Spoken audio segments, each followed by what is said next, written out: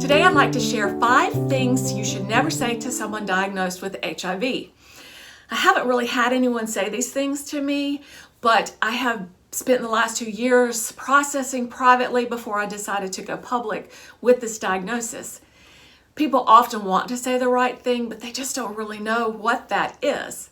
So after I share 5 things not to say, I'm going to give you some helpful tips of what you can say to someone diagnosed with HIV. Number 1, are you going to die? Obviously, in the world we live in, even after 40 plus years of HIV research and history, most people are uninformed about HIV. I certainly was until my life shattered and I had to pick up the pieces.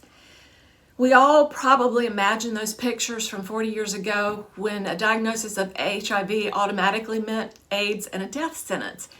With new and improved medicines for most people, this is no longer the case. But because I was undiagnosed for 8 years or more, I honestly can't say when I will die. I've been told that HIV won't kill me, but you can't convince me that HIV doesn't have a part in all these symptoms and diagnoses that I'm struggling to find the root of exhaustion in my body. So HIV may not kill me, but I believe it's like dying from the inside out and no one can see it. Number 2, how'd you get it? Because of the sexual or needle-related nature of HIV, this just isn't appropriate. And for some, they may have no idea where they got it. Because I was in a 35-year marriage and I was faithful, there was only one person I could get it from.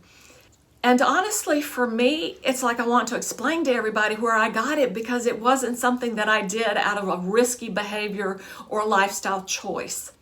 Number 3, are you contagious? One of my goals for this YouTube channel and social media is to help educate the general public and older women especially about how you get HIV. Once you know you have the virus and start on the HIV meds, your viral load should decrease to undetectable, which means you cannot give the virus to another person, and I am undetectable.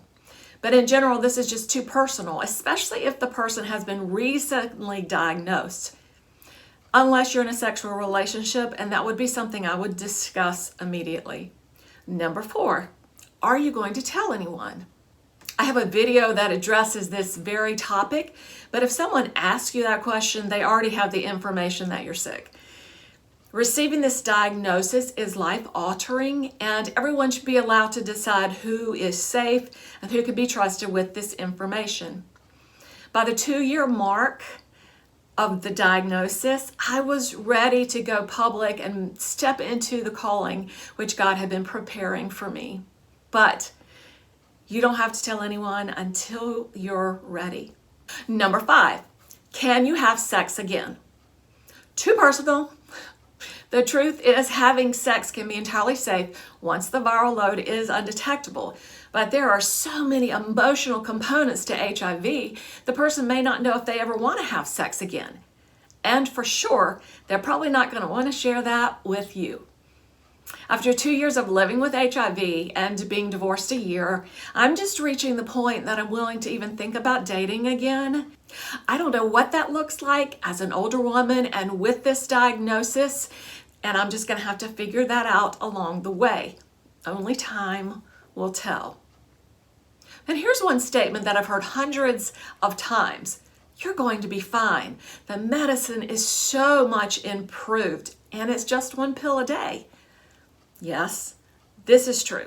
I've read and I've researched, I've had more tests and seen numerous doctors, and yes, the medicine will decrease your viral load, and for most people, it will improve your immune system. But for me, it hasn't increased my CD4 cells to a healthy level. There's been no other explanation for the debilitating exhaustion and the other symptoms running rampant in my body. Telling me the meds have improved doesn't make my body better. And I know for some people it's a source of hope, but for others, it may not be. Let's talk about things you can say instead, and these may apply to other illnesses as well. 1, I'm so sorry. If you ever want to talk, I'm here. This allows the person the grace to reach out or not, depending on their needs. I'll bring you a meal on XYZ date. Honestly, don't ask, just do it. With any life-threatening diagnosis, the person is most likely stunned and close to non-functioning. They may be having to make so many decisions about their family and their personal life. Deciding what to eat just isn't important.